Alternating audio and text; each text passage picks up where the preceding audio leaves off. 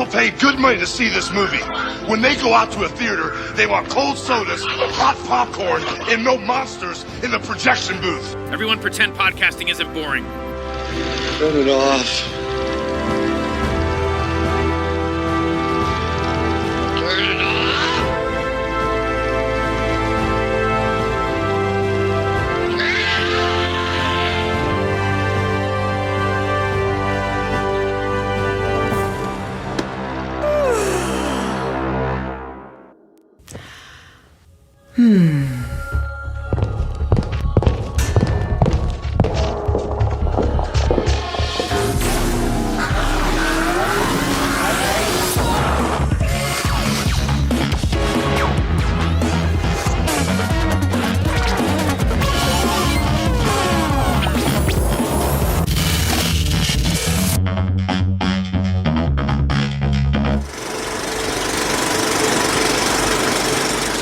Hey folks, welcome to a special episode of The Projection Booth. I'm your host, Mike White.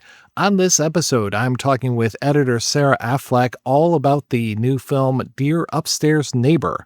But we definitely talk about a lot more than that. Dear Upstairs Neighbor, it's a short film, played over at the Tribeca Film Festival this year. Great little short, had a great time talking about that. But yeah, also talking about animation overall.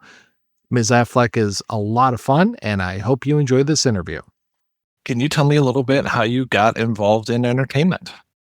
I've always loved telling stories and been a massive fan of movies since I was just a little kid. And I started taking that to the next level in my 20s and 30s. And I kind of got involved in animation and live action. And I originally cut my editorial teeth in reality television. I think we all start in reality. And then made my way into live action television and animated feature films after that. Have been just have had an awesome career in it so far for the last 15 years. When it comes to editing in animation, how does that work? Because I would think they would only animate what they need and nothing else. When it comes to editorial, I think that there's just a lot of nuance that comes to animation and live action. They're very different styles, how you approach a story, how you approach the cut. And with regards to like live action, what you shoot on set is primarily kind of what you get. It kind of informs a lot of the direction. I mean, of course, visual effects can change a lot of that, but with animation, you literally start from the ground up. A lot of my cuts early on inform how the animation and how the story plays out in a very more fluid and functional way. Like, my storyboard cuts can inform how an animator proceeds to, edit out beats in the scene and how they kind of keyframe certain like elements. And it's a very minutia driven style of editing. It's very much dependent on like your commitment to the story, but also your own creative imagination, because the world literally is your oyster in animation. That's just a really beautiful part of how these films come together. Do you have a preference as far as live action versus animation? I personally have come to love animation more than live action. I definitely will say it depends on the style that you're editing. There are a lot more emotional scenes that editing in live action can really have a better effect on. At least with an animation, I just find that it's so much more satisfying to see shots and a sequence come to life. The way that I speak to a director and visualize their vision in terms of the movie they had in their head and the movie that I have in my head and how we come together with that, I think it's so much more satisfying to me personally. I think back to Hayao Miyazaki and his editors and how they visualize a lot of the Studio Ghibli films and that emotional texture that comes through, which is something that I've only ever seen possible in animation editing.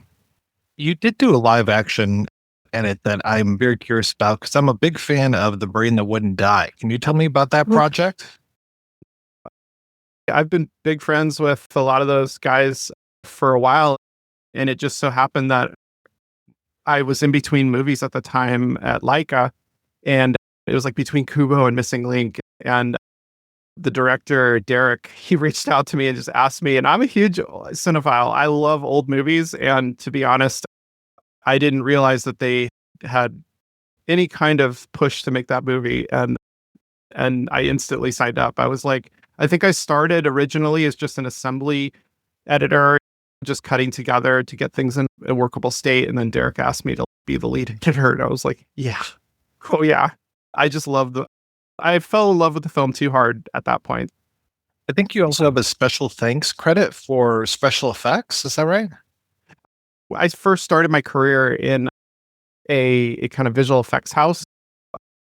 I've done a lot of comping, a lot of visual effects work throughout my career, a lot of television pilots, a lot of music videos, a lot of just, I ran the gamut when I first started in this industry, just taking whatever came to me. And I really tried to flex not just my technological understanding of the film industry, but just also tried to grow my own creative voice, because I think that informs how you edit later in life or how you create later in your career. And so, yeah, I worked a lot of visual effects growing up in this industry, and it was super fun. Yeah, I think I did some for the series, The Librarians, which was Dean Devlin. I worked 2 seasons of that, which was super fun. When it comes to editing, what's your tool of choice? What do you like to work on? I think every software has like its own like intricacies that you have to deal with. I am a huge fan of Adobe Premiere. I think that I've cut on Avid, DaVinci, Premiere, and many other things, and I've just found that Adobe is just not a picky eater. It accepts any media you want. It starts working right away. You never have to leave the software. Now they've introduced a lot of quality of life features where it'll transcode in the background. You have Adobe Productions where you can have like the bin locking kind of Avid setup that used to be. And then there's many other really awesome features as far as effects and things like that. But I've just found it to be the most accessible software ecosystem to create anything. Let's talk a little bit about Dear Upstairs Neighbors. How did that project come to you? Marcia and Connie and I, we all worked together at Pixar years ago, and we just knew of each other. Connie was working on the boards for her short film at the time, and I was working on my own short film. And so we just encouraged one another, just talked to one another. And then once we all left Pixar, in around 2024, Marcia and me had kept in touch, and she just had mentioned to me to have lunch with Connie one day. And then the both of them basically were like, yeah, this project is becoming a thing, and we'd like to see if you would be interested in being involved. And I am always jumping at the chance to push the medium forward in some way, or to, do something exciting and new. And so the way they described it and the visuals that Connie was describing to me was just, I just jumped at it. I was like, I can't wait to see how this turns out, because it just seems so cool. It is cool. I love the animation style. It looks just so good. Oh, thank you. Yeah. I think the way she described it was very inspired by the paintings of her father. And as beautiful as that sounds, it just, seeing it in reality was so much more exciting to me, because I was just like, wow, I was just taken back even by watching it the other day. Just the sequence at the end where the fire and brimstone and the speakers are coming down from the ceiling. And it's just like some of the stuff we pulled off. I was like, how did we do that? How did we do that? Yeah. It's just so bright and colorful and moves so fast too. It just really gives you that inside of the brain look. It really does. And that's very much intentional on all of our parts. We really wanted to echo this very common experience that I think a lot of creatives have, is externally, you're working really hard on a project, but your neighbors just won't shut up. And what is going on in your head perhaps during that time? And how do we start soft and then amp that up to 11? And that's something about the animation industry and the medium of 2D animation and CG animation that just like is so attractive to me. Is like you can really create and visualize things in such a special way. When a movie is 6+ minutes long, how long does it take to actually put that all together? We started on the process about 1.5 years ago. Probably longer for Connie, because she'd been drawing these boards and had the script and things and lived with this for probably a lot longer. But when I came on to assemble the initial cut and the initial storyboards, was about a year and a half ago. And that's very standard for animation. We try to aim for about 30 frames a week, I think, something like that, a minute of animation or so. But the amount of work that goes into that minute of animation and the iterative process that artists have to go through to get to those characters and to get to those movements, it takes so long. And I think that's actually probably one of the things that most people just misunderstand about editorial as a whole. Is I think from concept to archiving of the project, I spent a very large portion of my life for just 6.5 minutes. But it's because I loved the story and I loved seeing it come to life, and it becomes this really beautiful experience. I know how arduous animation can be, so that it was quote unquote only a year and a half. It's pretty good. I've known friends who have been working on short films or feature films for even longer. When I was on Pixar's Elemental, we used to joke with the director and edit that Pete started that film and lived with it through 3 presidencies. It's a long time. The one thing I've heard from other editors is that relationship with your director is something like a marriage. And I'm curious, how do you approach like when you work with other directors? It's something that like a lot of people, they don't often get a peek into it, is that, it's a very intimate space. Like a director invites you into their world and you invite them kind of into your foxhole. You're sitting there. Sometimes, producer is there and other key creatives, but predominantly, editorial's the first in, the last out, and we are there with the director every step of the way. And so you kind of, you get a jacket, made, and you both become this like duo, this dynamic duo of creation. And you also look out for one another. I field a lot of the ideas that a director has, but I also filter a lot of those ideas in a non-judgmental way. And I try to present an edit booth that looks at it from the perspective of, we both hate the blank page, but we want to see something on it. So what can we put on it together? And no idea is bad, but at the same time, like what serves the story, and sometimes editorial can be like a nice gut check to a director. And sometimes a director is going to ultimately lead and filter their vision for what they want. But together we have to come up with a visual language that, in a cinematic language, and especially when you're working with a new working creative relationship, that's really such a special part of creating together and collaborating, is that you create that language together, that shorthand. And Connie is a very intent director. She's very minutia driven. She's very visually driven, and she knows what she wants. And I think that was so fun because, once you establish that kind of creative voice, you really can start building the foundations of a really great short film, or a great film in general. What was the premiere like at Tribeca? Oh my God. It was so exciting. I got to be honest with you. We sold out our screenings, and to see Whoopi up there introducing our short film, and just to see all the people's reactions to it as it was showing on screen, we got just a really beautiful reception and applause, and the laughs just were great validation for all of the comedic beats that we were like struggling with in edit. We're like wondering, is an audience going to read this? And is this going to come across in a way that seems genuine and authentic and relatable? Because that's filmmaking. You want to suspend that disbelief so that you're not just looking at a short film, you're looking at a moment in time. And just that reception was so beautiful, and got tons of pictures with people, and just meeting the team again. And it's like coming back to summer camp. It's just like meeting up with all your old friends. And so it was just such a lovely experience. I just loved it. What happens to the film now? Where does it go to? There's a lot of conferences and other kind of festivals, runs.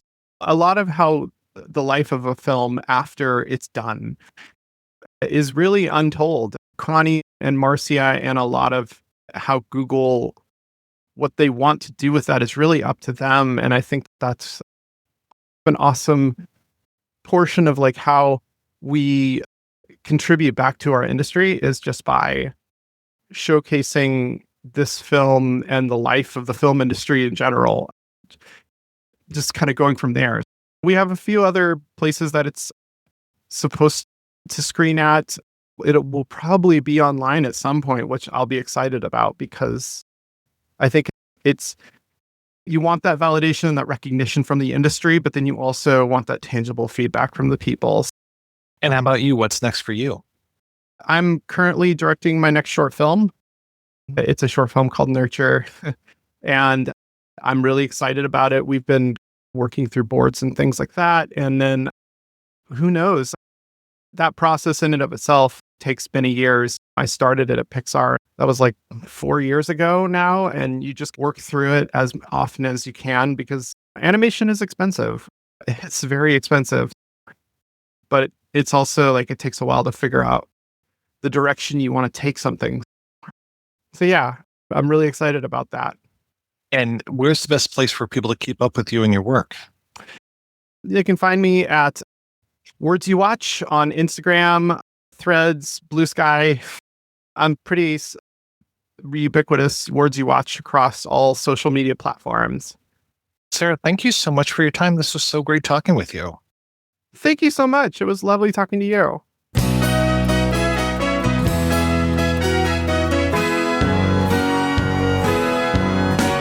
Hey girl, what you doing down there?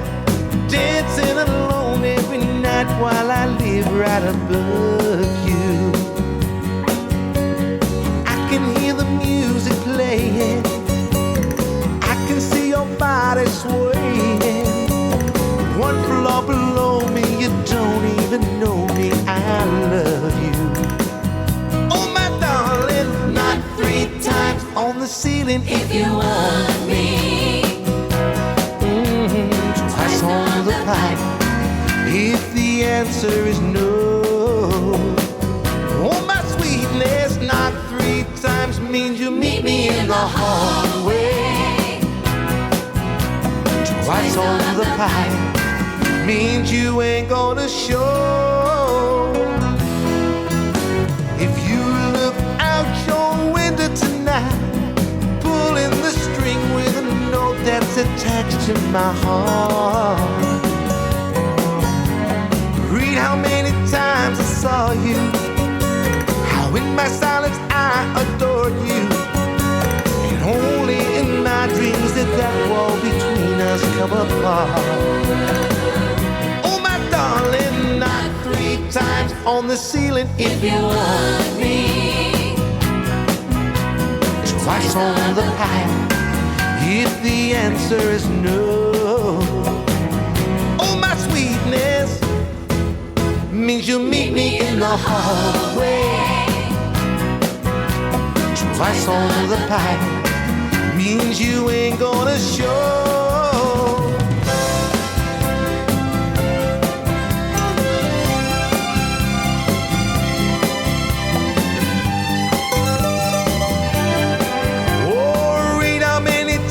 Saw you, how in my silence I adored you.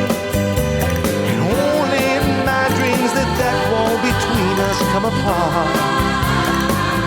Oh my darling, not 3 times on the ceiling if you want me. Twice on the pipe if the answer is no. Oh my sweetness means you'll meet me in the hallway. Twice on the pipe means you ain't gonna show. Oh my darling, not 3 times on the ceiling if you want me. Twice on the pipe if the answer's no.